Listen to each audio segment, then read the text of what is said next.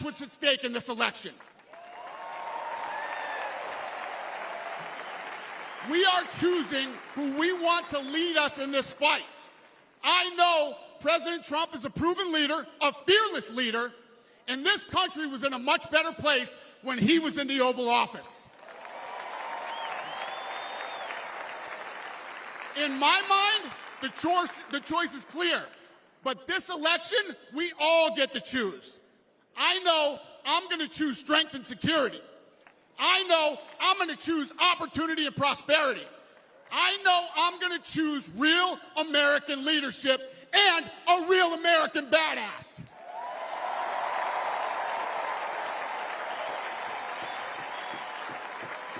And I'm not telling you what choice to make, and I'm not telling you what to think. I'm telling you what I know. I know America needs a strong leader, and the world needs a strong America. I know Donald J. Trump is the best choice for President of the United States. My fellow Americans, it is my honor to introduce the 45th and soon-to-be 47th President of the United States, Donald J. Trump.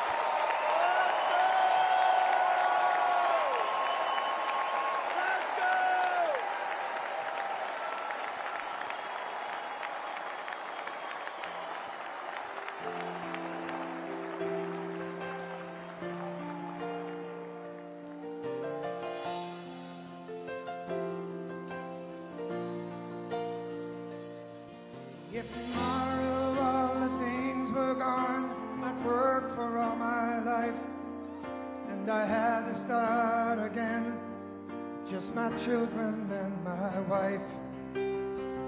Thank my lucky stars to be living here today, 'cause our flag still stands for freedom, and they can't take that away.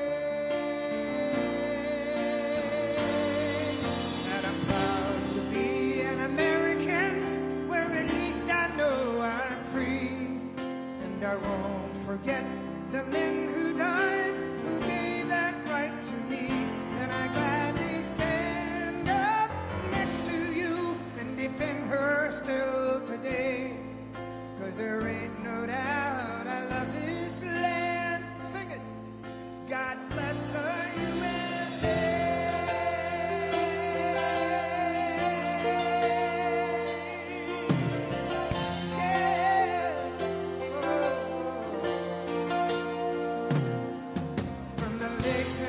To the hills of Tennessee, across the plains of Texas, from the sea to shining sea, from Detroit to Houston, and New York to LA. There's pride in every American heart, and it's time we stand and say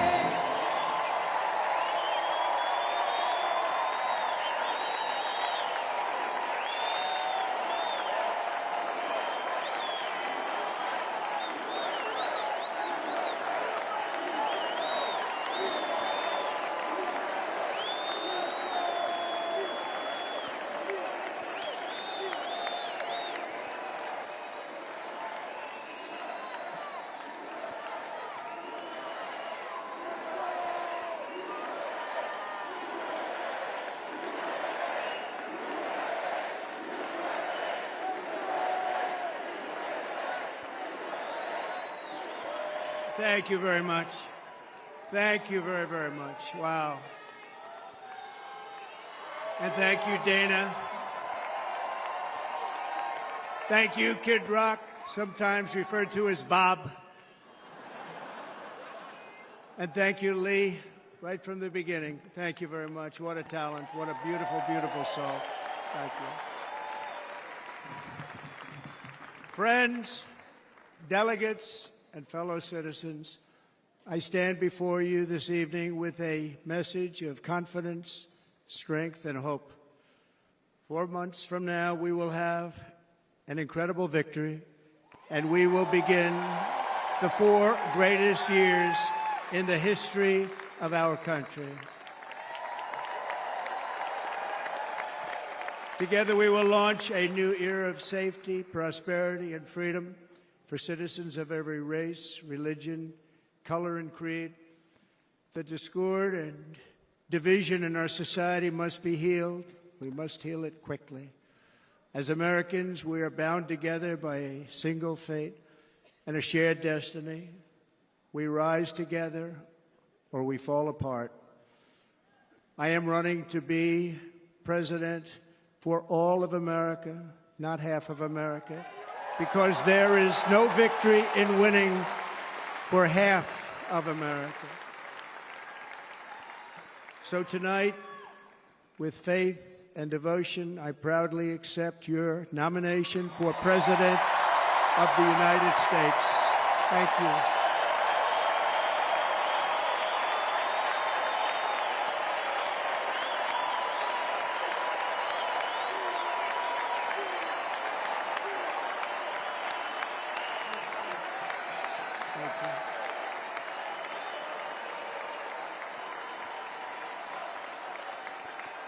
Thank you very much.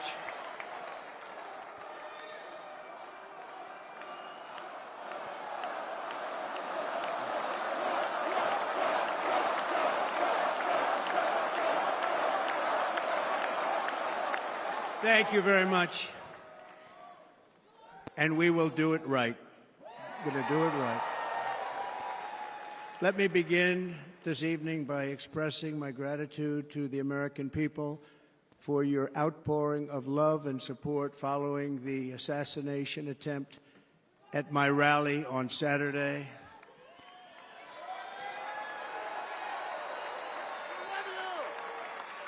As you already know, the assassin's bullet came within a quarter of an inch of taking my life. So many people have asked me, what happened? Tell us what happened, please. And therefore, I will tell you exactly what happened, and you'll never hear it from me a second time because it's actually too painful to tell. It was a warm, beautiful day in the early evening in Butler Township in the great Commonwealth of Pennsylvania. Music was loudly playing, and the campaign was doing really well. I went to the stage, and the crowd was cheering wildly. Everybody was happy. I began speaking very strongly, powerfully, and happily because I was discussing the great job my administration did on immigration at the southern border. We were very proud of it.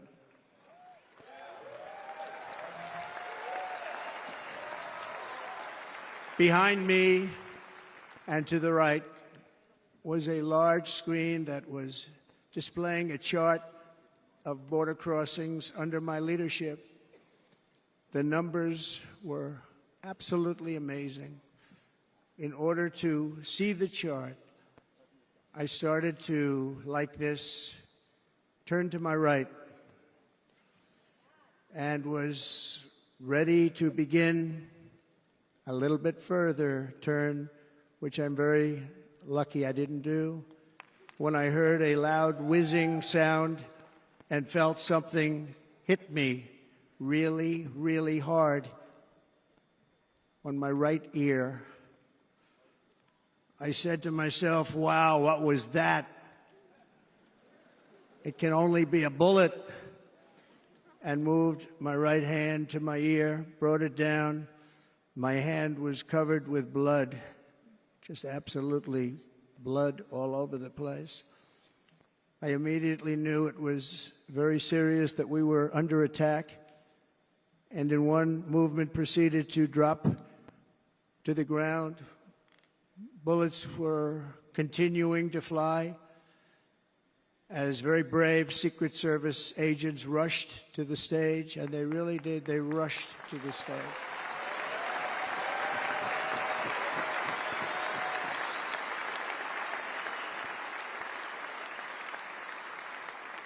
These are great people at great risk, I will tell you, and pounced on top of me so that I would be protected. There was blood pouring everywhere, and yet, in a certain way, I felt very safe because I had God on my side. I felt that.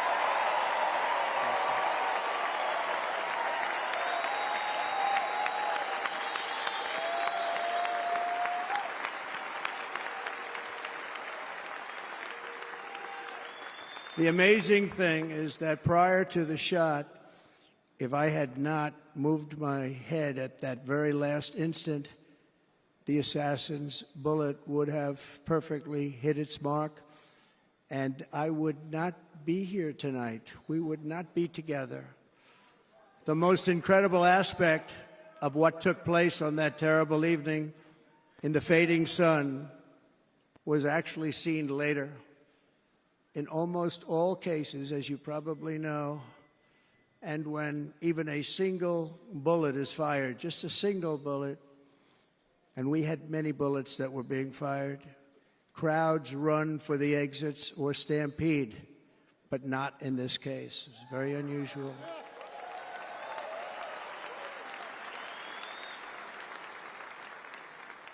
This massive crowd of tens of thousands of people stood by and didn't move an inch. In fact, many of them bravely but automatically stood up looking for where the sniper would be. They knew immediately it was a sniper, and then began pointing at him. You can see that if you look at the group behind me. That was just a small group compared to what was in front. Nobody ran, and by not stampeding, many lives were saved. But that isn't the reason that they didn't move. The reason is that they knew I was in very serious trouble. They saw it. They saw me go down. They saw the blood and thought, actually most did, that I was dead. They knew it was a shot to the head. They saw the blood. And there's an interesting statistic. The ears are the bloodiest part. If something happens with the ears, they bleed more than any other part of the body. For whatever reason, the doctors told me that. I said, why is there so much blood? He said, it's the ears. They bleed more. So we learned something, but they just,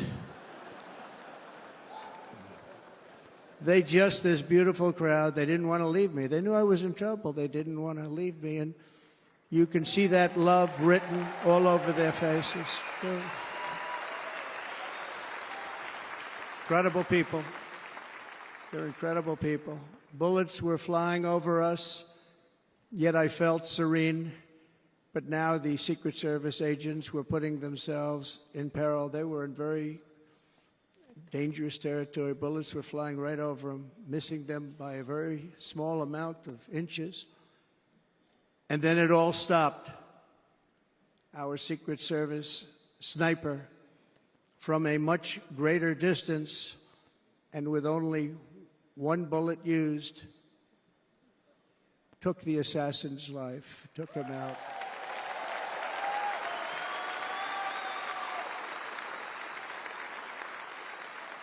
I'm not supposed to be here tonight. Not supposed to be here. No.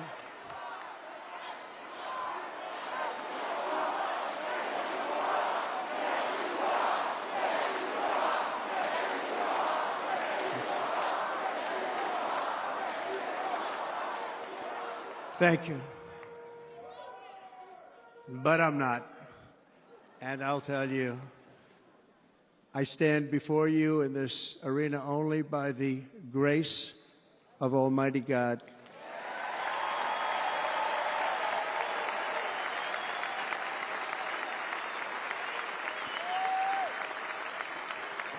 In watching the reports over the last few days, many people say it was a providential moment. Probably was. When I rose, surrounded by Secret Service, the crowd was confused because they thought I was dead, and there was great, great sorrow. I could see that on their faces as I looked out. They didn't know I was looking out. They thought it was over. But I could see it, and I wanted to do something to let them know I was okay. I raised my right arm, looked at the thousands and thousands of people that were breathlessly waiting, and started shouting, "Fight, fight, fight."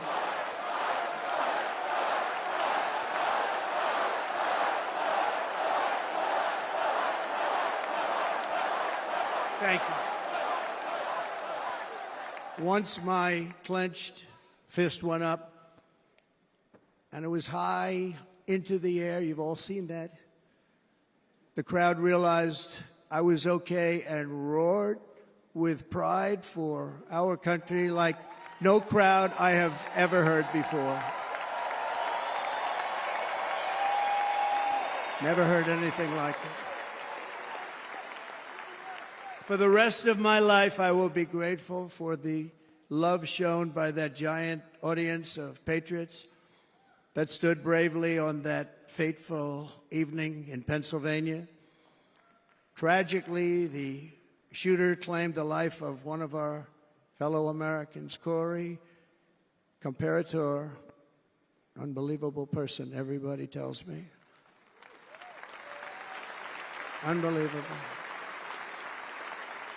And seriously wounded, two other great warriors. Spoke to them today. David Dutch and James Copenhaver. Two great people. I also spoke to all three families of these tremendous people.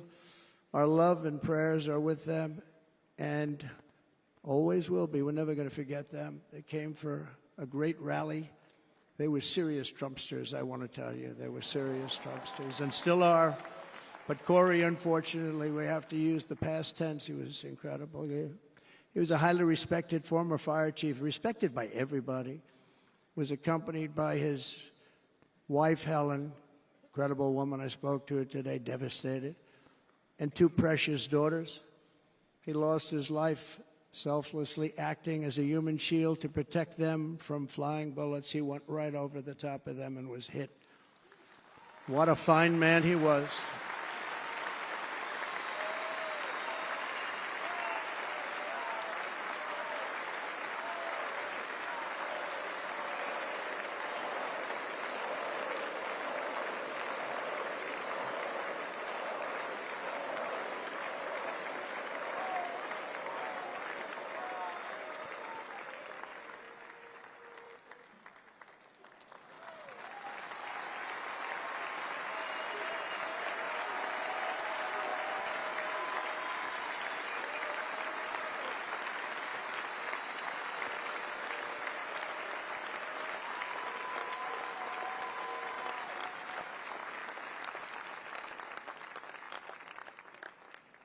I want to thank the fire department and the family for sending his helmet, his outfit, and it was just something, and they're going to do something very special when they get it. But we did something which cannot match what happened, not even close.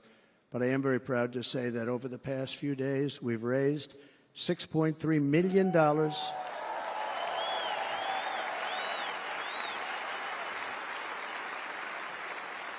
for the families of David, James, and Corey, including from a friend of mine just called up. He sent me a check right here. I just got it.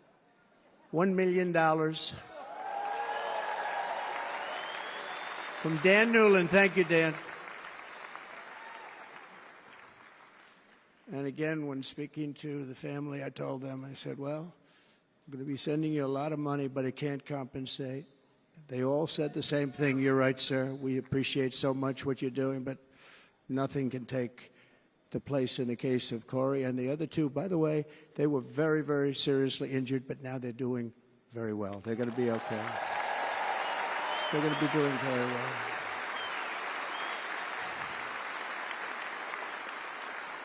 They're warriors. So now I ask that we observe a moment of silence in honor of our friend Corey.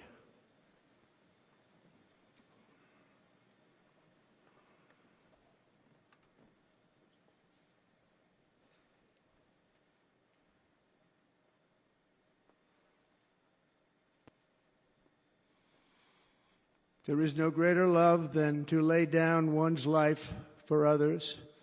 This is the spirit that forged America in her darkest hours, and this is the love that will lead America back to the summit of human achievement and greatness. This is what we need. Despite such a heinous attack, we unite this evening more determined than ever. I am more determined than ever, and so are you. So is everybody in this room.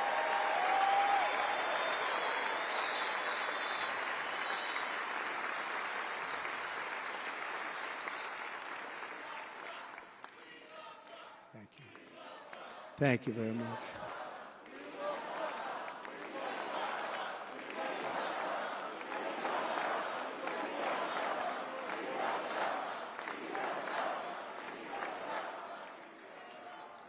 Our resolve is unbroken and our purpose is unchanged to deliver a government that serves the American people better than ever before.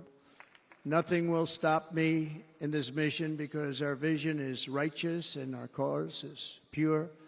No matter what obstacle comes our way, we will not break, we will not bend, we will not back down, and I will never stop fighting for you, your family, and our magnificent country. Never.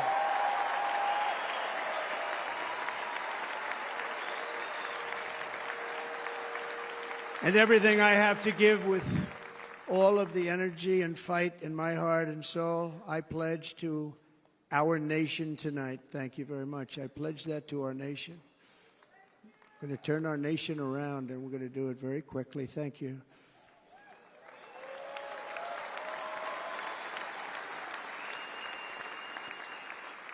This election should be about the issues facing our country and how to make America successful, safe, free, and great again.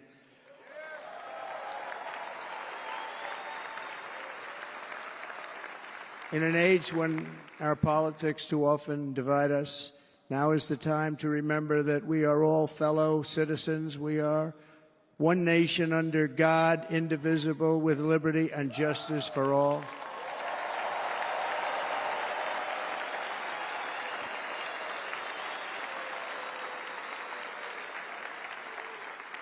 And we must not criminalize dissent or demonize political disagreement, which is what's been happening in our country lately at a level that nobody has ever seen before. In that spirit, the Democrat Party should immediately stop weaponizing the justice system and labeling their political opponent as an enemy of democracy. Especially since that is not true. In fact, I am the one saving democracy for the people of our country.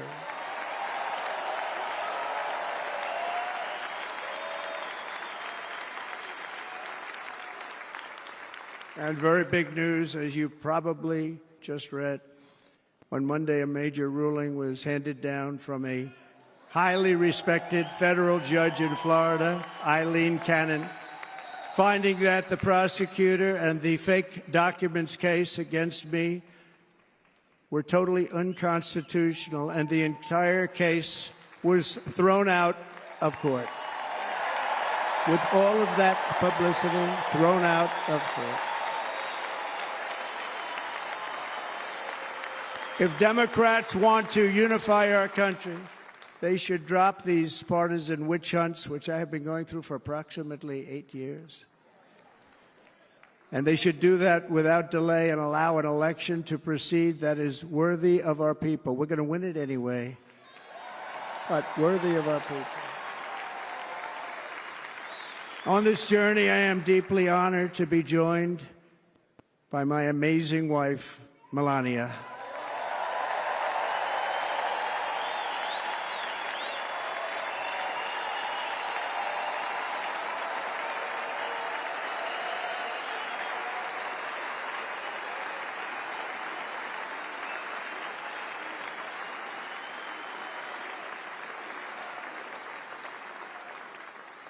And Melania, thank you very much. You also did something really beautiful, a letter to America calling for national unity, and it really took the Republican Party by surprise. I will tell you, it was beautiful.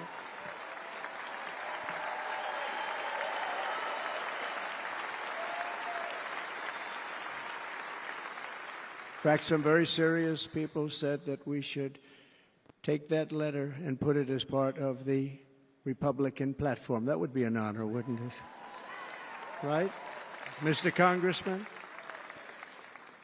But it captivated so many, so I also want to thank my entire family for being here. Don, Kimberly, Ivanka and Jared, Eric and Lara, Tiffany and Michael, Barron. We love our Barron.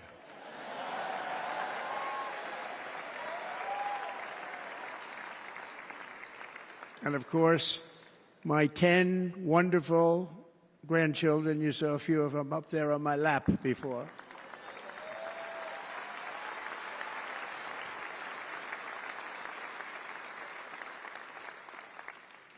And how good was Dana? Was Dana good? I mean, was he good?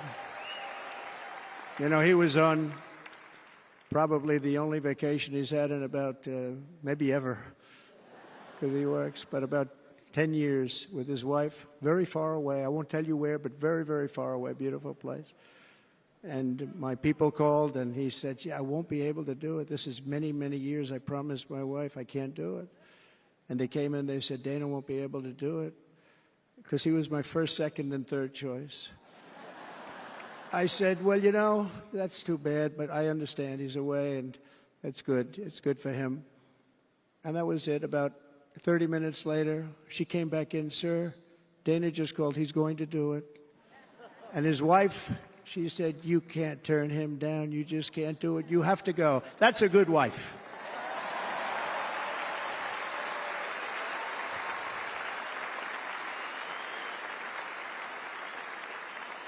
So he got on a plane. He got here a little while ago. Now he's going to get on the plane in a little while, and he's going to go back home to his wife. But they're great, and I just want to thank her and him and their whole family, because that's not easy. And Kid Rock, same thing. Called, he said, "I want to be a part of it. I want to be a part," because, you know, Kid does his great song, Big, Big Monster song. I had no idea. You know, he became a friend of mine over the last 10 years. And he's amazing. Everyone loves him. I didn't even know how big he was. You know, he has rallies, 35, 40,000 people he gets every time he goes out. I think he's making so much money, he doesn't know what the hell to do with it. You want to know? And then we have my other friend, and I've known him so long, and we took that song, and it was a big success, but we made that. I saw a chart of great songs to America. That was #1 on the chart recently, #1. So that's Lee Greenwood, a very special, beautiful person. He's a beautiful man. But they all wanted to be here. They called. And how about the Hulkster? How good was he? Is he up? Where is he? Boy, oh boy.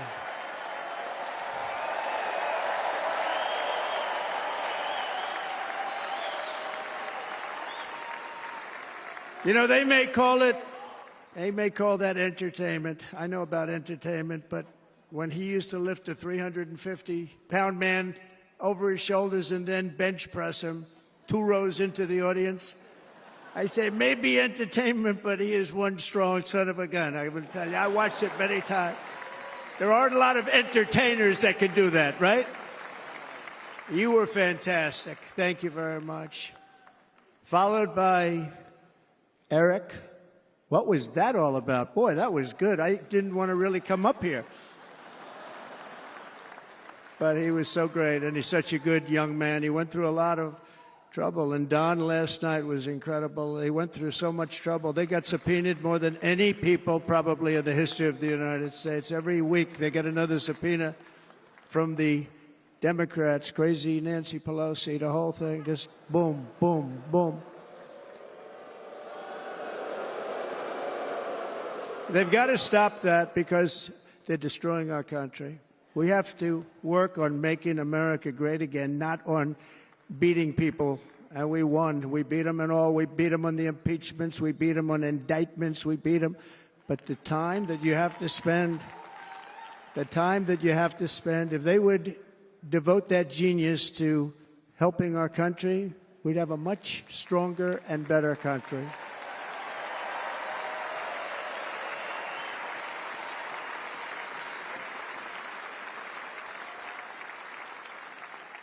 And Jason, the biggest star in country music. Jason, thank you for being here. Jason, thank you very much. Jason Aldean, he's good. I like his wife even better, by the way. She's here. Thank you, Jason. But I'm thrilled to have a new friend and partner fighting by my side. The next Vice President of the United States, the current Senator from Ohio, JD Vance, and his incredible wife, Usha.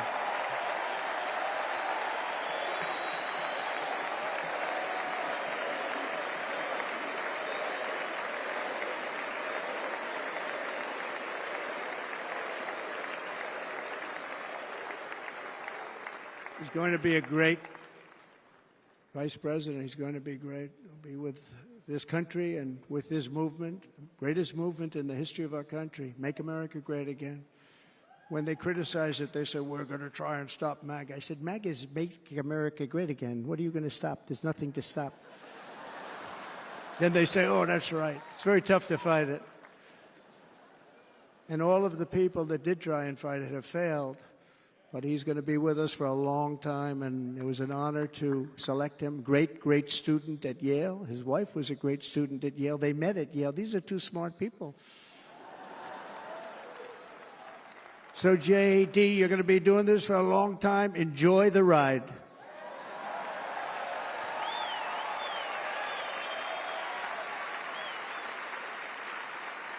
And a very special thank you to the extraordinary people of Milwaukee and the great state of... Oh, there they are. There they are. You are so easy to spot. And Green Bay's going to have a good team this year, right? They're going to have a good team.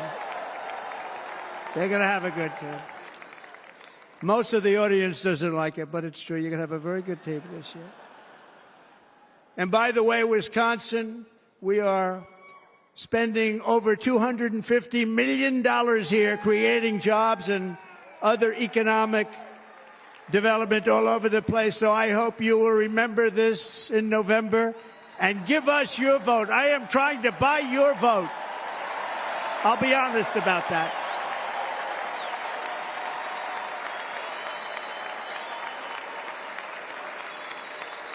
And I promise we will make Wisconsin great again. We're going to make it. Thank you, Mr. Governor. Thank you very much. Thank you. I'm here tonight to lay out a vision for the whole nation. To every citizen, whether you're a young or old man or woman, Democrat, Republican, or independent, black or white, Asian or Hispanic, I extend to you a hand of loyalty and of friendship. Together we will lead America to new heights of greatness like the world has never seen before. We were right there in the first term. We got hit with COVID. We did a great job. Nobody knew what it was, but nobody's ever seen an economy pre-COVID. And then we handed over a stock market that was substantially higher than just prior to COVID.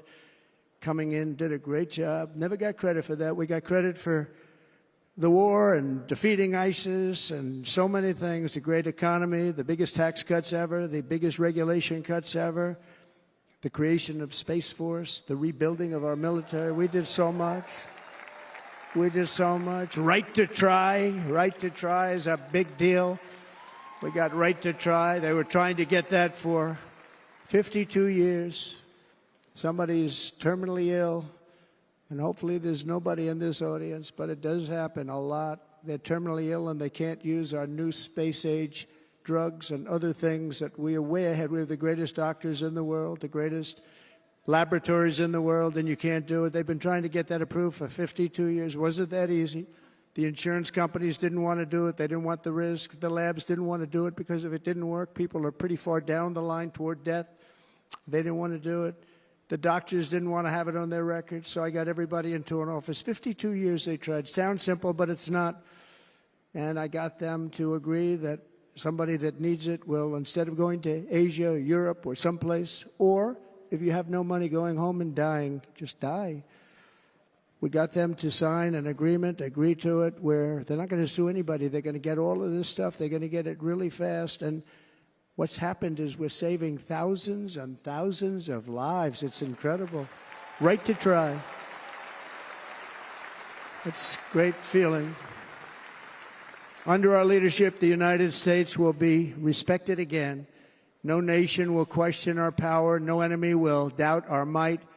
Our borders will be totally secure. Our economy will soar. We will return law and order to our streets, patriotism to our schools, and importantly, we will restore peace, stability, and harmony all throughout the world. But to achieve this future, we must first rescue our nation from failed and even incompetent leadership. We have totally incompetent leadership. This will be the most important election in the history of our country.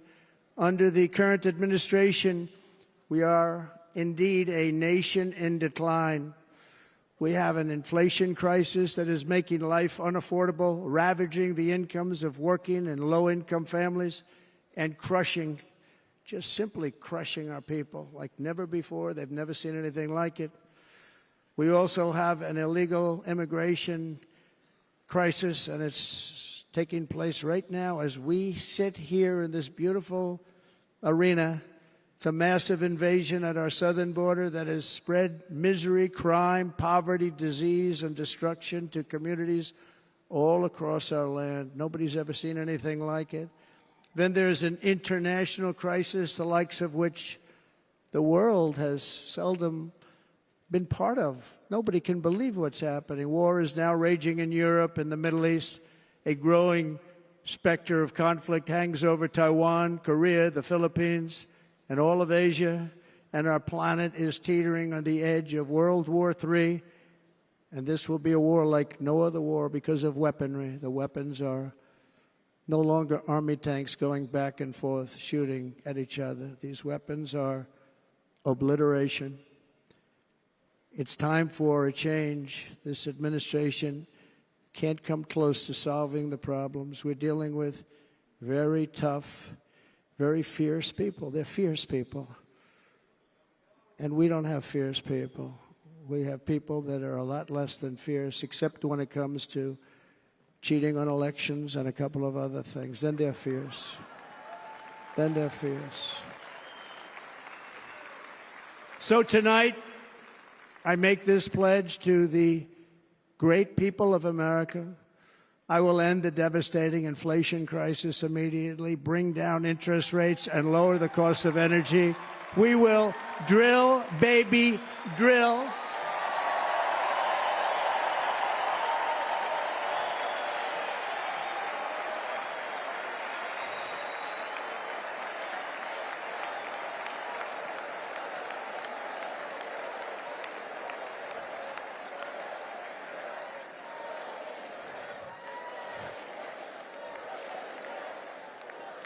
Can you believe what they're doing? But by doing that, we will lead a large-scale decline in prices. Prices will start to come down. Energy raised it. They took our energy policies and destroyed them. Then they immediately went back to them, but by that time, So much was lost. But we will do it at levels that nobody's ever seen before. And we'll end lots of different things. We'll start paying off debt and start lowering taxes even further. We gave you the largest tax cut. We'll do it more.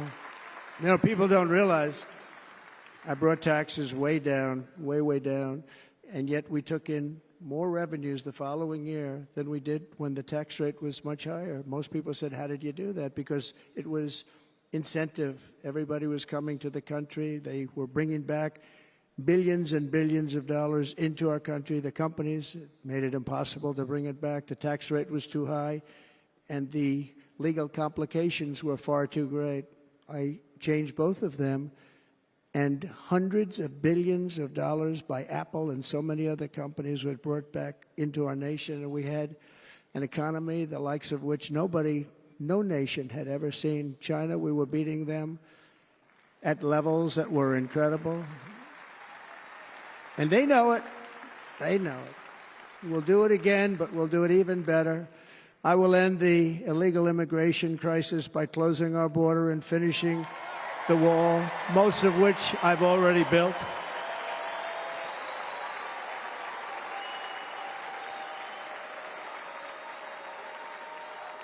On the wall, we were dealing with a very difficult Congress, and I said, oh, that's okay, we won't go to Congress. I call it an invasion.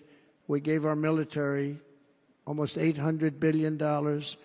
I said, I'm going to take a little of that money because this is an invasion, and we built, most of the wall is already built, and we built it through using the funds because what's better than that? We have to stop the invasion into our country that's killing hundreds of thousands of people a year. We're not going to let that happen. I will end every single international crisis that the current administration has created, including the horrible war with Russia and Ukraine, which would have never happened if I was president, and the war caused by the attack on Israel, which would have never happened if I was president. Iran was broke. Iran had no money. Now Iran has $250 billion. They made it all over the last 2.5 years. They were broke. I watched the other day on a show called Deface the Nation. Has anyone seen it? And they had a congressman who was a Democrat say, well, whether you like him or not, Iran was broke dealing with Trump. I told China and other countries, if you buy from Iran, we will not let you do any business in this country, and we will put tariffs on every product you do send in of 100% or more. And they said to me, well, I think that's about it. They weren't going to buy any oil.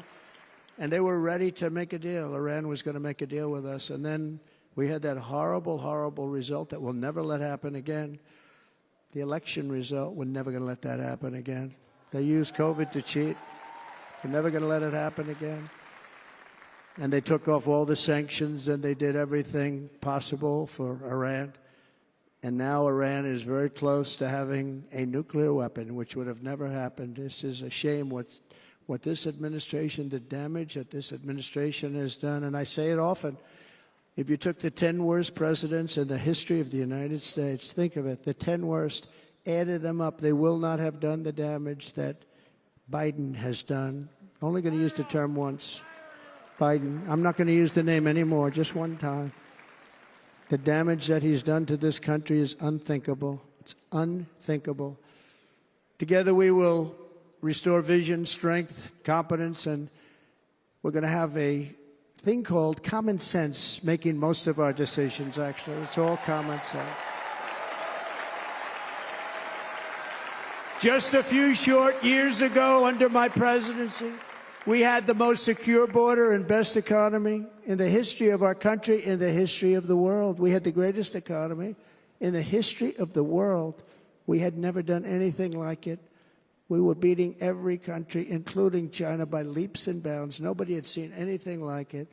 We had no inflation. Soaring incomes were going.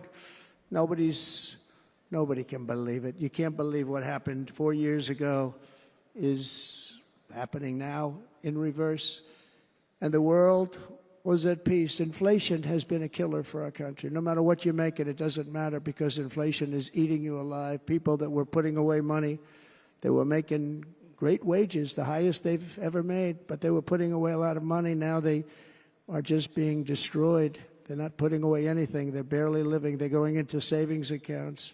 They're taking out their money to live because of inflation. Inflation, remember, it's called a country buster. You can go back to Germany from 100 years ago. You can go back to any country that suffered great inflation, and we've suffered the worst inflation we've ever had. But go back and see what's happened to those countries. We've had the worst inflation we've ever had under this person.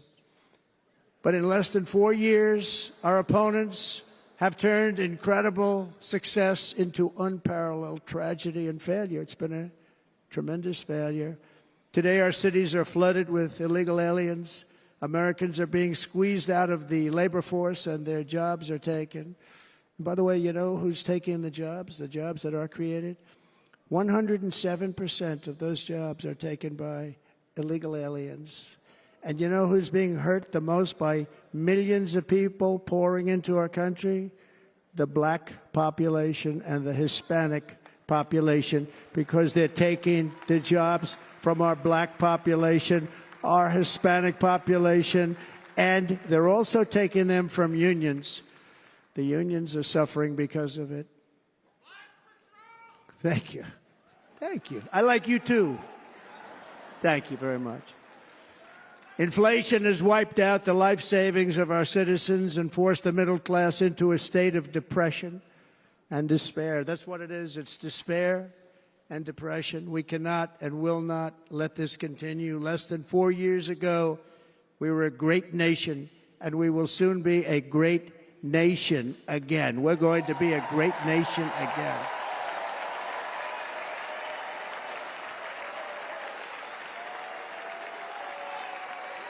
Thank you. With proper leadership, every disaster we are now enduring will be fixed, and it will be fixed very, very quickly.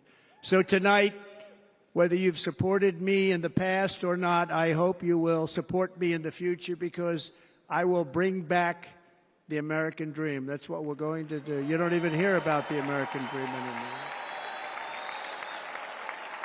With great humility, I am asking you to be excited about the future of our country. Be excited. Be excited.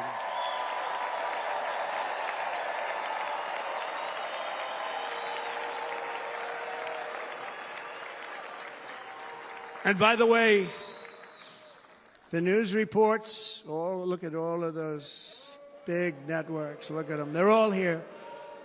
But every one of them has said this could be the most organized, best run, and most enthusiastic convention of either party that they've ever seen. Every single one.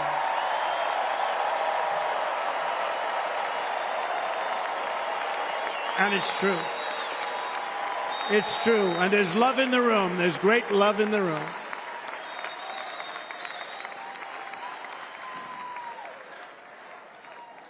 So I better finish strong. Otherwise, we'll blow it. And we can't let that happen. Now, this was great. All of the great people that spoke, and everybody hit a home run. I mean, there's not one that I can think of where I said, oh, gee, that wasn't great. Every single person. I refuse to be the only one. Don't do that to me. They're already getting ready. See, I gave them an idea. Now, this was a great convention. This was, I think we're actually going to go home and miss it. You know, usually with a first of all, look at these crowds. You'd never have this at a convention. Look at these crowds.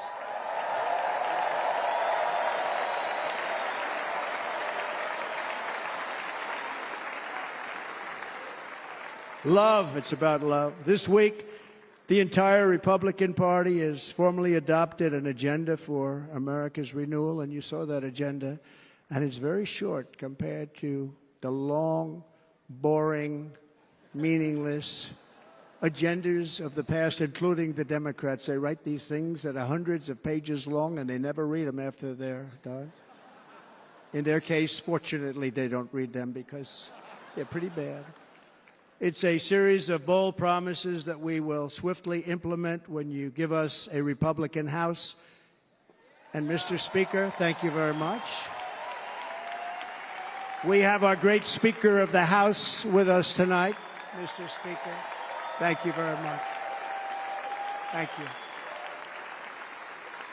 A Republican Senate, we have many senators here, and send me back to our beautiful White House just a few short months from now. We're talking about just months. It can't come fast enough. We have to get it done. First, we must get economic relief to our citizens. Starting on day one, we will drive down prices and make America affordable again. We have to make it affordable. It's not affordable. People can't live like this. Under this administration, our current administration, groceries are up 57%, gasoline is up 60 and 70%, mortgage rates have quadrupled. And the fact is, it doesn't matter what they are because you can't get the money anyway. You can't buy houses. Young people can't get any financing to buy a house. The total household costs have increased an average of $28,000 per family under this administration. Republicans have a plan to bring down prices and bring them down very, very rapidly. By slashing energy costs, we will in turn reduce the cost of transportation, manufacturing, and all household goods. So much starts with energy. And remember, we have more liquid gold under our feet than any other country by far. We are a nation that has the opportunity to make an absolute fortune with its energy. We have it, and China doesn't. Under the Trump administration, just 3.5 years ago, we were energy independent.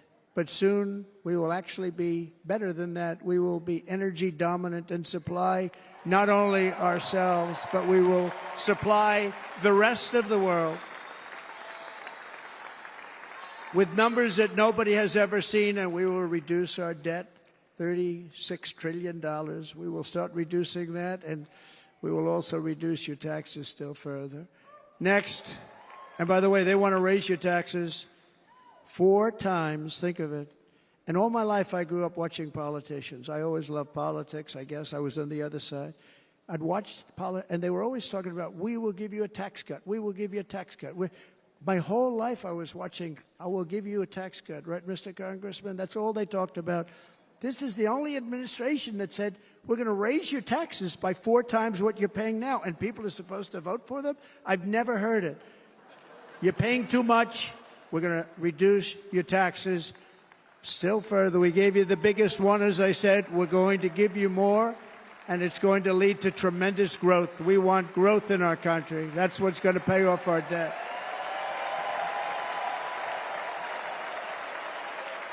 And next, we will end the ridiculous and actually incredible waste of taxpayer dollars that is fueling the inflation crisis. They spent trillions of dollars on things having to do with the Green New Scam. It's a scam. And that's caused tremendous inflationary pressures in addition to the cost of energy. And all of the trillions of dollars that are sitting there not yet spent, we will redirect that money for important projects like roads, bridges, dams, and we will not allow it to be spent on meaningless Green New Scam ideas.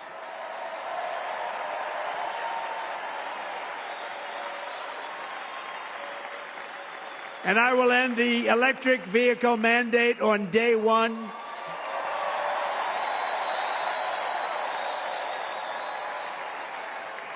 Thereby saving the U.S. auto industry from complete obliteration, which is happening right now, and saving U.S. customers thousands and thousands of dollars per car. And right now, as we speak, large factories just started are being built across the border in Mexico. So with all the other things happening on our border, and they're being built by China to make cars and to sell them into our country. No tax, no anything. The United Auto Workers ought to be ashamed for allowing this to happen. And the leader of the United Auto Workers should be fired immediately. And every single auto worker, union and non-union, should be voting for Donald Trump, because we're going to bring back car manufacturing, and we're going to bring it back fast.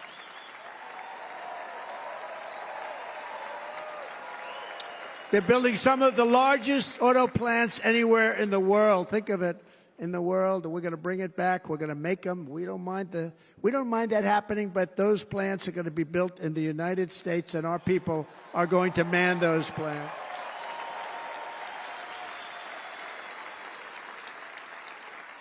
And if they don't agree with us, we'll put a tariff of approximately 100 to 200% on each car, and they will be unsellable in the United States. We have long been taken advantage of by other countries. And think of it, oftentimes these other countries are considered so-called allies. They've taken advantage of us for years. We lose jobs, we lose revenue, and they gain everything and wipe out our businesses, wipe out our people.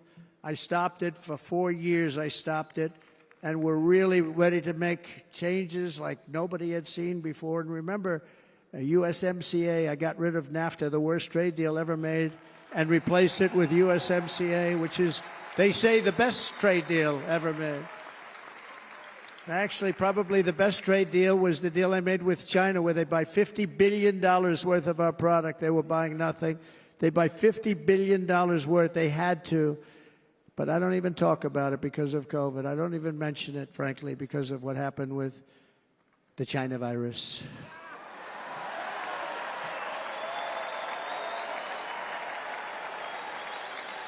We will not let countries come in, take our jobs, and plunder our nation. They come and do that. They plunder our nation. The way they will sell their product in America is to build it in America. Very simple. Build it in America and only in America.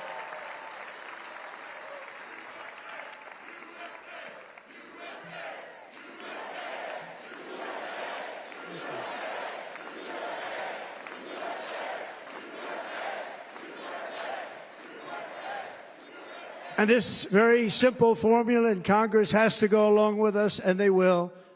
This very simple formula will create massive numbers of jobs. We will take over the auto industry again, and many, many hundreds of thousands of jobs. We lost so many jobs over the years. If you go back 20, 25 years, they've stolen, going to China and Mexico, about 68% of our auto industry manufacturing jobs. We're going to get them all back. We're going to get them all back, every one of them. At the center of our plan for economic relief are massive tax cuts for workers that include something else that's turned out to be very popular, actually. Here it's very popular in this building and all those hotels that I saw that are so nice. I'm staying in a nice one. It's called no tax on tips. No tax on tips. No tax on tips.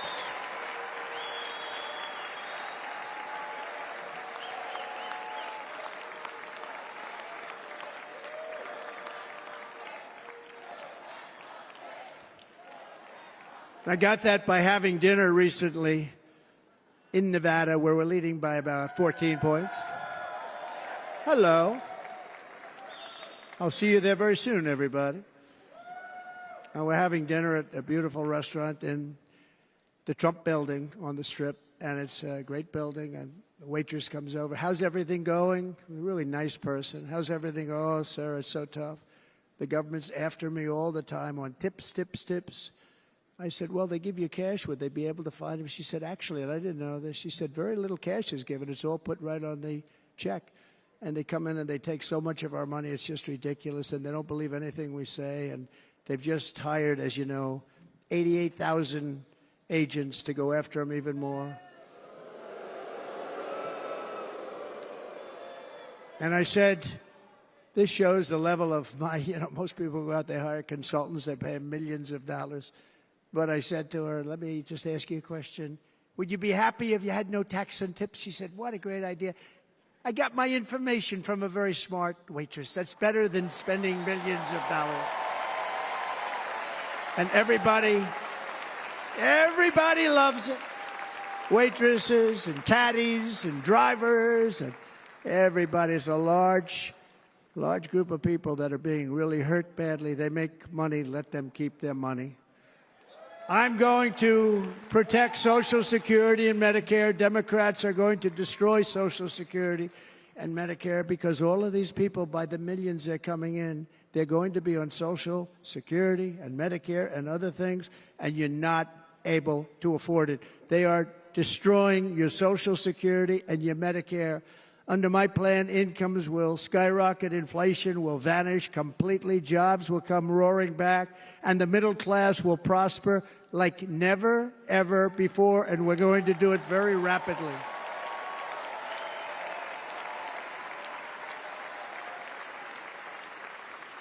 But no hope or dream we have for America can succeed unless we stop the illegal immigrant invasion, the worst that's ever been seen anywhere in the world. There's never been an invasion like this anywhere. Third world countries would fight with sticks and stones not to let this happen. The invasion at our southern border, we will stop it, and we will stop it quickly. You heard Tom Homan yesterday. Tom Homan, put him in charge and just sit back and watch. Brandon Judd of Border Patrol, he's incredible. These guys, you know, they really, their job is a lot easier if they don't have to do anything, but they want to. They're patriots. Brandon Judd, Border Patrol, ICE. ICE goes out. You have to see what ICE does with MS-13. You have these are probably the worst gang, and ICE goes in there. And I know a lot of people in these rows here, and they're very tough people, but they don't want to do this job. They'll go into a pack of MS-13 killers. They're the worst. Probably the worst gangs in the world. We have thousands of them. I moved thousands and thousands out in my 4 years. We moved them out, and it was a pleasure. But ICE would go right into a pack of these killers, and you see fists flying, you see everything flying, and then they take them. They put them in a paddy wagon. They take them back, and they get them out of our country. And the other countries weren't accepting them back, and I called up, and I said, tell them that we're not giving them economic aid anymore. And the next day, I got calls from all of these countries that were terminated. Billions of dollars we spend on economic aid to countries that does us, frankly, no good. And the next day, I was called by everybody. I couldn't take all the calls. Sir, what's the problem? I said, you won't take your killers back that you sent in caravans into America. You won't take them back. Well, sir, if you'd like us to, we would give very serious consideration to doing that.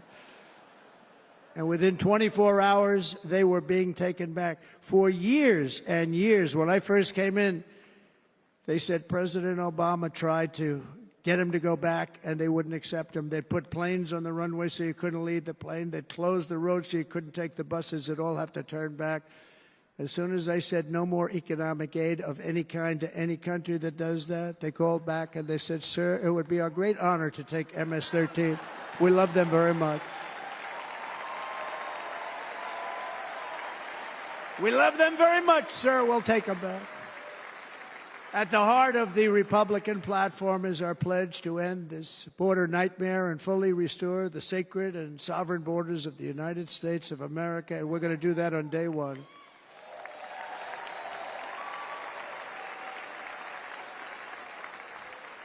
That means two things on day one, right? Drill, baby, drill, and close our borders.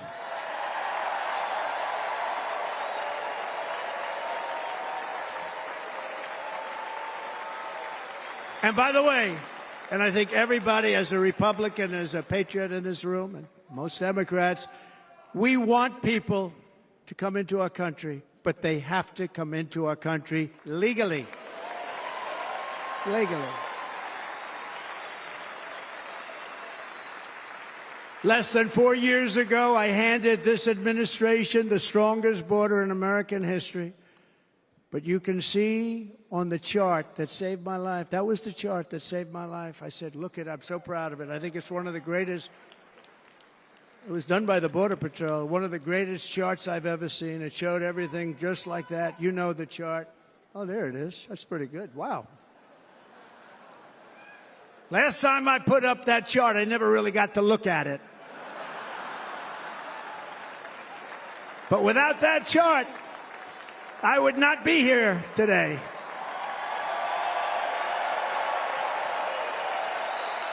Never got to look at it.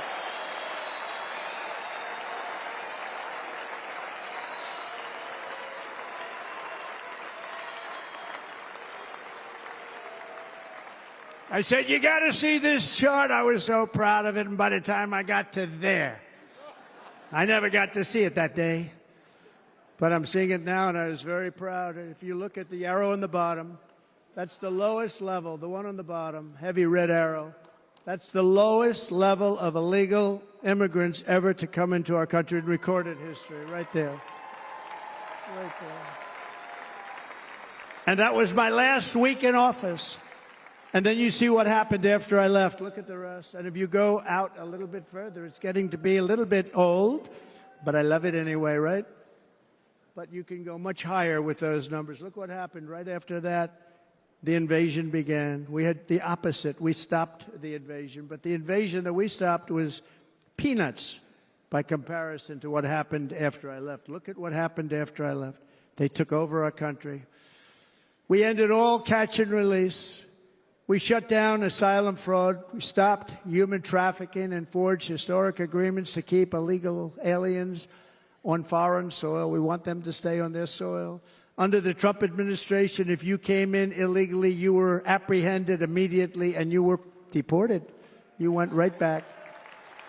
The current administration terminated every single one of those great Trump policies that I put in place to seal the border. I wanted a sealed border. Again, come in, but come in legally. You know how unfair it is? So many people, hundreds of thousands of people, have been working for years to come into our country. And now they see these people pour into our country at levels that are unprecedented. It's so unfair. And we're not going to do it. We're not going to stand for it. They suspended wall construction, ended remain in Mexico. We had a policy, remain in Mexico. You think that was easy to get from the Mexican government? But I said, you must give it to us. If you don't give it to us, there will be repercussions. And they gave it to us. But not easy. Canceled our Safe Third agreements. Demolished Title 42, implemented nationwide catch and release. That's catch and release, where we catch them and release them into our country. We catch them and release them into Mexico. There's a slight difference. And took 93, this is the previous administration, 93 executive actions to throw open our border to the world. The entire world is pouring into our country because of this very foolish administration. The greatest invasion in history is taking place right here in our country. They are coming in from every corner of the earth, not just from South America, but from Africa, Asia, the Middle East. They're coming from everywhere. They're coming at levels that we've never seen before. It is an invasion indeed, and this administration does absolutely nothing to stop them. They're coming from prisons. They're coming from jails. They're coming from mental institutions and insane asylums. You know, the press is always on me because I say this. Has anyone seen Silence of the Lambs? The late, great Hannibal Lecter. He'd love to have you for dinner. That's insane asylums. They're emptying out their insane asylums. And terrorists are coming in at numbers that we've never seen before. Bad things are going to happen. Meanwhile, our crime rate is going up, while crime statistics all over the world are going down, because they're taking their criminals and they're putting them into our country. A certain country, and I happen to like the president of that country very much, but he's been getting great publicity because he's a wonderful shepherd of the country. He says how well the country's doing because their crime rate is down. And he said he's training all of these rough people. They're rough.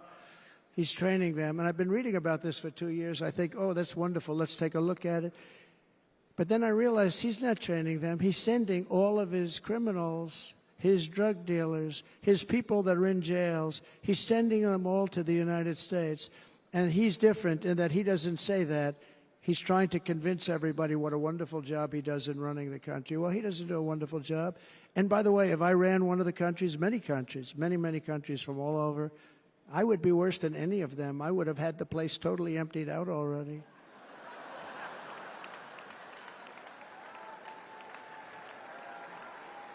But we become a dumping ground for the rest of the world, which is laughing at us. They think we're stupid. And they can't believe that they're getting away with what they're getting away with, but they're not going to be getting away with it for long. That's what I can tell you.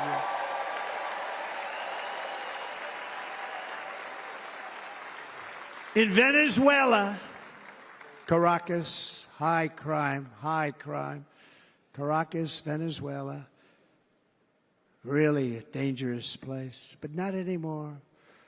Because in Venezuela, crime is down 72%. In fact, if they would ever win this election, I hate to even say that, we will have our next Republican convention in Venezuela because it will be safe. Our cities will be so unsafe, we will not be able to have it there. In El Salvador, murders are down by 70%. Why are they down? Now, he would have you convinced that because he's trained murderers to be wonderful people. No.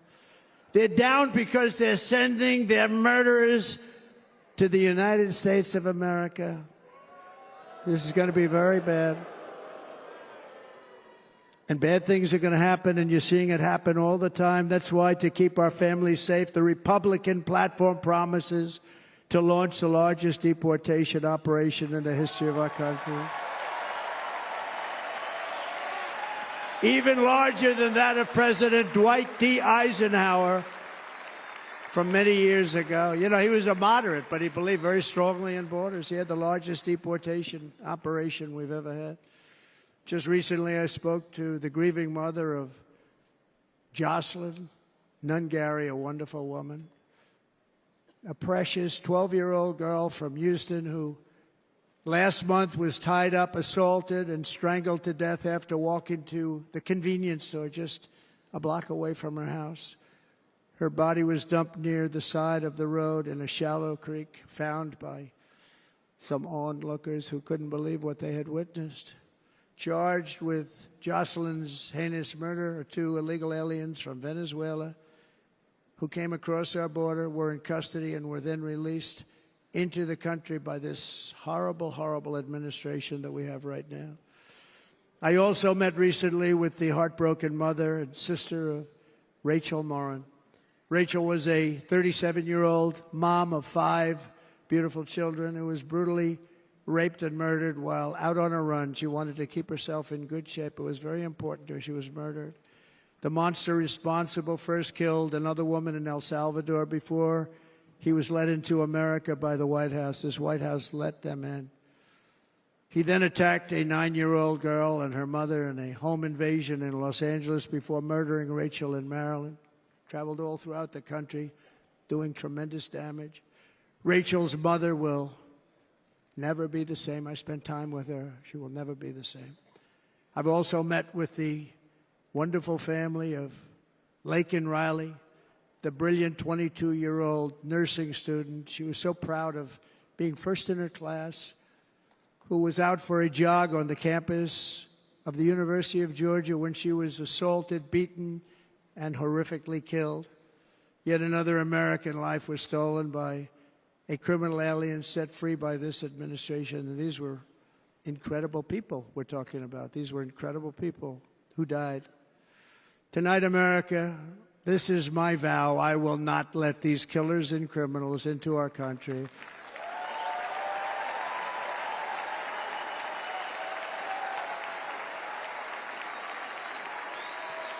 I will keep our sons and daughters safe. As we bring security to our streets, we will help bring stability to the world.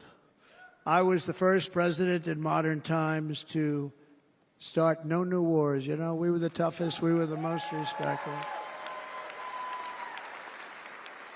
And you saw this. Hungry, strong country, run by a very powerful, tough leader. He's a tough guy. Press doesn't like him because he's tough. And he came out recently. They were asking him at an interview, the whole world is exploding. What's happening? What's going on? Viktor Orban, Prime Minister of Hungary, very tough man. He said, I don't want people coming into my country and blowing up our shopping centers and killing people. But they said to him, tell us what's going wrong, what's happening, what is it? He said, there's only one way you're going to solve it. You got to bring President Trump back to the United States because he kept everybody at bay. He used a word I wouldn't use because I can't use that word, because you'd say it was braggadocious. The press would say he was a braggart. I'm not a braggart. But Viktor Orban said it. He said Russia was afraid of him. China was afraid of him. Everybody was afraid of him. Nothing was going to happen. The whole world was at peace. And now the world is blowing up around us. All of these things that you read about were not going to happen. Under President Bush, Russia invaded Georgia. Under President Obama, Russia took Crimea. Under the current administration, Russia is after all of Ukraine. Under President Trump, Russia took nothing.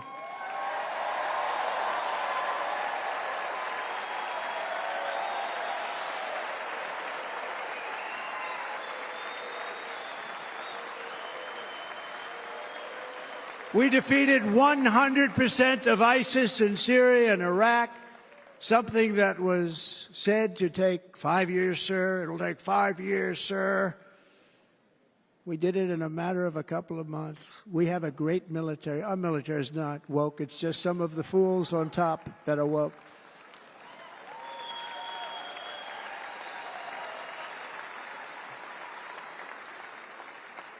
I got along very well. North Korea, Kim Jong-un, I got along very well with him. The press hated when I said that. How could you get along with him? Well, you know, it's nice to get along with somebody who has a lot of nuclear weapons or otherwise, isn't it? See, in the old days, they'd say, that's a wonderful thing. Now they say, how can you possibly do that? But no, I got along with him, and we stopped the missile launches from North Korea. Now North Korea is acting up again, but when we get back, I get along with him. He'd like to see me back, too. I think he misses me, if you want to know the truth. Our opponents inherited a world at peace and turned it into a planet of war. We're in a planet of war. Look at that attack on Israel. Look at what's happening with Ukraine. The cities are just bombed out. How can people live like that where buildings, massive buildings, are falling to the ground? It began to unravel with the disastrous withdrawal from Afghanistan, the worst humiliation in the history of our country. We have never had a humiliation like that. 13 heroic U.S. service members were tragically and needlessly killed. 45 others were horrifically wounded. Nobody ever talks about them. No arms, no legs, face explosions, horrifically wounded. And by the way, we have a man in this room who's running for the U.S. Senate from a great state, Nevada, named Sam Brown, who paid the ultimate price. Thank you, Sam. Thank you, Sam. Thank you. He paid the biggest price probably ever paid by anybody that is running for office, and I think he's going to do great. He's running against a person that is not good, not respected, a total lightweight. But Sam, I think, paid, really, we were talking about it with some of the senators that are working so hard for Sam, but he paid the biggest price of any senator ever to run for the Senate. I don't think anybody's ever what he did. He was a real hero, a really great person. And he's running, and I hope that everybody gets out and votes for Sam Brown.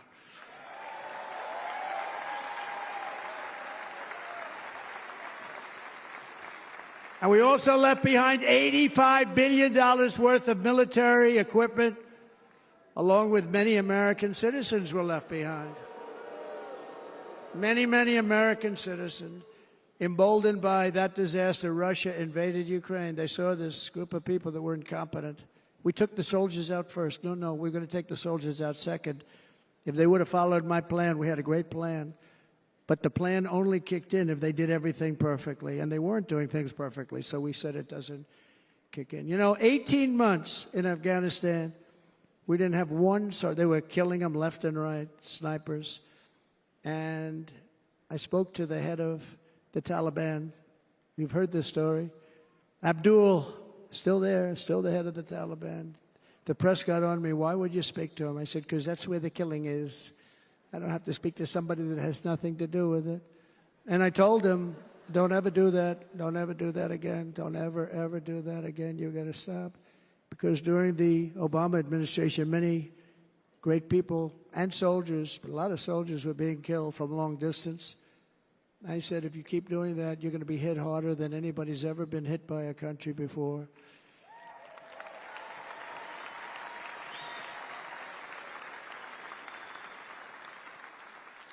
And he said, I understand, Your Excellency. He called me Your Excellency. I wonder if he calls the other guy Your Excellency. I doubt it.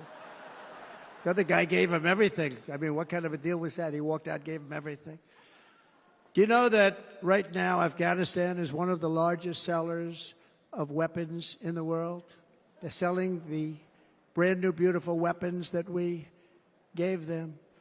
But think of it. He actually said to me, but why do you show me a picture of my home? I said, you'll have to ask your people or one of your wives. But he could figure it out. And for 18 months, we had not one attack on an American soldier by the Taliban. 18 months.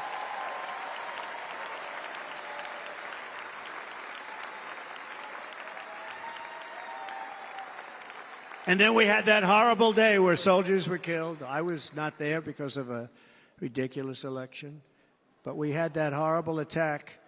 And they also gave up Bagram, one of the biggest bases anywhere in the world, air bases anywhere in the world, the longest runways, most powerful, hardened, thickened runways. We gave it up. And I liked it not because of Afghanistan. I liked it because of China. It's 1 hour away from where China makes their nuclear weapons. And you know who has it now? China has it now. We were keeping that. And now China is likewise circling Taiwan, and Russian warships and nuclear submarines are operating 60 miles off the coast in Cuba. Do you know that? No, the press refuses to write about it. If that were me running this country and we had nuclear submarines in Cuba, I will tell you that headlines every day would be, what's wrong with our president? You don't even hear this. You're not hearing about this. Russia has nuclear submarines and warships 60 miles away, Mr. Congressman, from Miami, by the way, happens to be here. Correct? In Cuba. And that would not be stood for if it were somebody else. They don't want to mention it, but now maybe they will. And the entire world, I tell you this, we want our hostages back, and they better be back before I assume office, or you will be paying a very big price.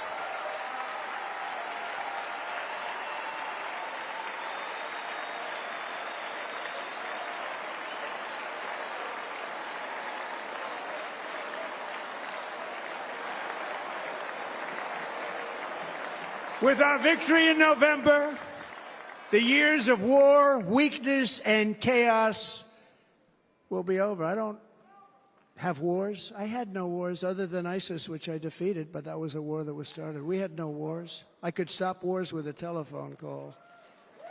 I could stop wars with just a telephone call. If properly stated, it would never start. We will replenish our military and build an Iron Dome missile defense system to ensure that no enemy can strike our homeland. And this great Iron Dome will be built entirely in the USA. We're going to build it in the USA. And Wisconsin, just like I gave you that massive ship contract, and you're doing a very nice job, Governor, right? Thank you, Governor. And they're doing a great job. In fact, I had a little design change, and we gave them a tremendous for essentially what we used to call destroyers. These are now the most beautiful. They look like yachts. I said, we have to take the bow, and we have to make it a little nicer and a little point at the top instead of a flat nose. And the people at the shipyard said, this guy sort of knows what he's doing. We have the most beautiful ships, right, Governor? And everybody sitting over there. And it was a big contract that everybody wanted. I gave it to Wisconsin, but we're going to have a lot of that built right here in the state of Wisconsin and all other states. Israel has an Iron Dome. They have a missile defense system. 342 missiles were shot into Israel, and only one got through a little bit. It was badly wounded. It fell to the ground, but most of them are. And Ronald Reagan wanted this many years ago, but we really didn't have the technology many years ago. Remember, they called it Starship, spaceship, anything to mock him. But he was a very good president, very, very good. But now we have unbelievable technology. And why should other countries have this and we don't? No, we're going to build an Iron Dome over our country, and we're going to be sure that nothing can come and harm our people. And again, from an economic development standpoint, we're going to make it all right here. No more sending it out to other countries in order to help. It's America first. America first. We will unleash the power of American innovation. And as we do, we will soon be on the verge of finding the cures to cancer, Alzheimer's disease, and many other diseases. We're going to get to the bottom of it. You remember this gentleman that I don't want to mention other than one time I had to, because when you say the 10 worst, I had to do it. I didn't want anybody to be confused. But this man said, we're going to find a cure to cancer. Nothing happened. We're going to get to the cure for cancer and Alzheimer's and so many other things. We're so close to doing something great. But we need a leader that will let it be done. We will not have men playing in women's sports. That will end immediately.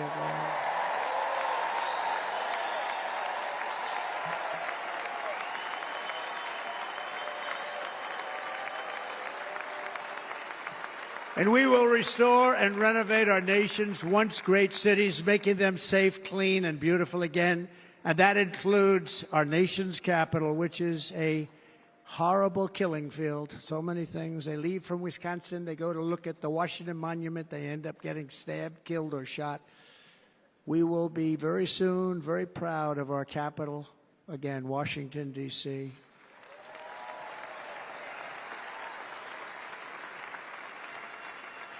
America is on the cusp of a new golden age, but we will have the courage to seize it. We're going to take it. We're going to make it a current. We're going to bring this into a golden age like never seen before. Remember this, China wants to do it. Japan wants to do it. All of these countries want to do it. We have to produce massive amounts of energy if we're going to produce the new. If you look at some of the things that have been done and some of the things that we're going to do, but AI needs literally twice the electricity that's available now in our country. Can you imagine? But instead, we're spending places where they recharge electric cars. They built 8 chargers at a certain location toward the Midwest. 8 chargers for $9 billion. Think of them as a tank for filling up your gas. Think of it. They spent $9 billion on 8 chargers, 3 of which didn't work. And if you were going to do this all over our country, this crazy electric mandate, if you're going to do this all, and by the way, I'm all for electric. They have their application. But if somebody wants to buy a gas-powered car, gasoline-powered car, or a hybrid, they're going to be able to do it. And we're going to make that change on day 1.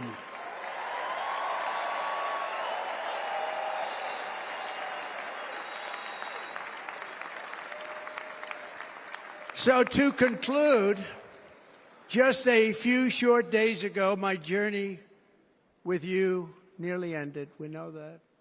And yet, here we are tonight, all gathered together, talking about the future, promise, and a total renewal of a thing we love very much. It's called America. We live in a world of miracles. None of us knows God's plan or where life's adventure will take us. I want to thank Franklin Graham for being here tonight. He's an outstanding man. He wrote me a note recently. I have a lot of respect for him. Sir, I love your storytelling. I think it's great in front of these big rallies. But, sir, please do me one favor. It won't make any difference. Please don't use any foul language. I was a little embarrassed. He said, it won't make any difference. Actually, it does. The story's not quite as good, but I've been very good. The story is not quite as good, to be honest. I've got to have a little talk with Franklin, but he was great. He's a great gentleman. His father was so incredible, Billy Graham. My father used to love taking me to see Billy Graham. My father would take me to see Billy Graham at Yankee Stadium. He had the biggest rallies you've ever seen. He was a good rally guy, too. But he'd get up, and he was a fantastic guy. My father loved Billy Graham. But I love Franklin Graham. I think Franklin's been fantastic, and I'm working so hard to adhere to his note to me. I'm working hard on it, Franklin. But if the events of last Saturday make anything clear, it is that every single moment we have on earth is a gift from God.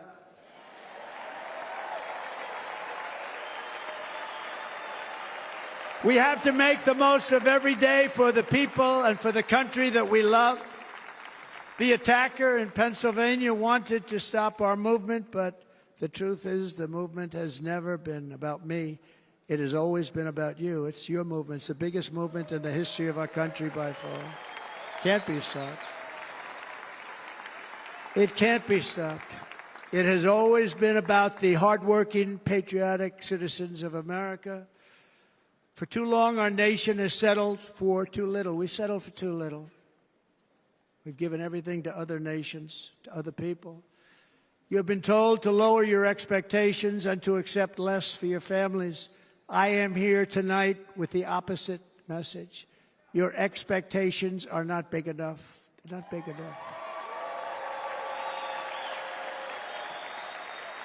It is time to start expecting and demanding the best leadership in the world, leadership that is bold, dynamic, relentless, and fearless. We can do that. We are Americans. Ambition is our heritage. Greatness is our birthright. But as long as our energies are spent fighting each other, our destiny will remain out of reach, and that's not acceptable. We must instead take that energy and use it to realize our country's true potential and write our own thrilling chapter of the American story. We can do it together. We will unite. We are going to come together, and success will bring us together.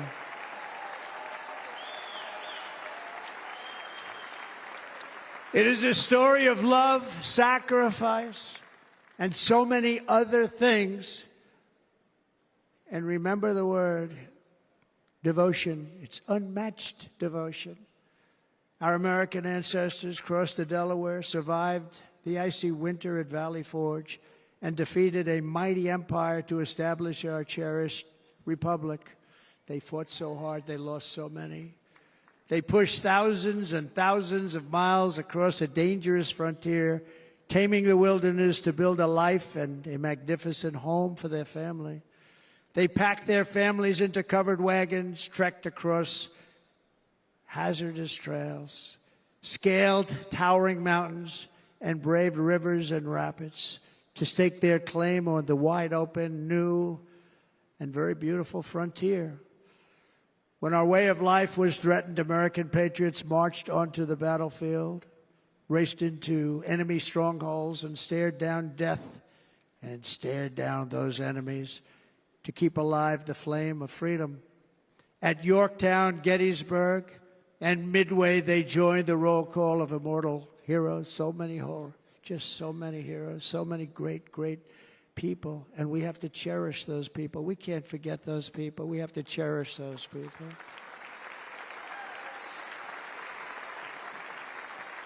And building monuments to those great people is a good thing, not a bad thing. They saved our country. No challenge was too much. No hardship was too great. No enemy was too fierce.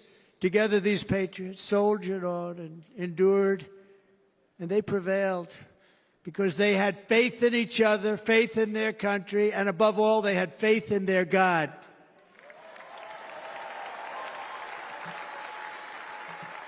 Just like our ancestors, we must now come together, rise above past differences. Any disagreements have to be put aside and go forward, united as one people, one nation, pledging allegiance to one great, beautiful, I think it's so beautiful, American flag. Tonight I ask for your partnership, for your support, and I am humbly asking for your vote. I want your vote. Going to make our country great again.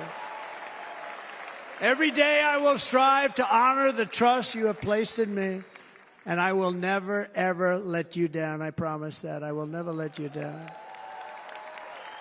To all of the forgotten men and women who have been neglected, abandoned, and left behind, you will be forgotten no longer. We will press forward, and together we will win, win, win.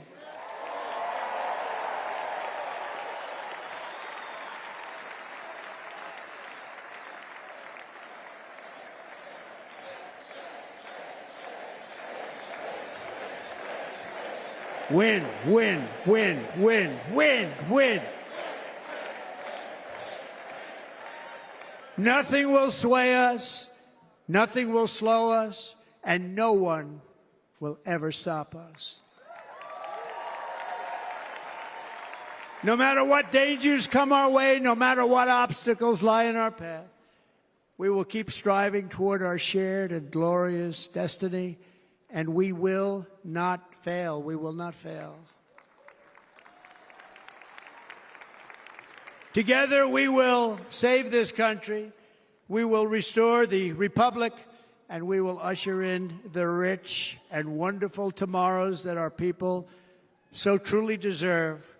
America's future will be bigger, better, bolder, brighter, happier, stronger, freer, greater, and more united than ever before.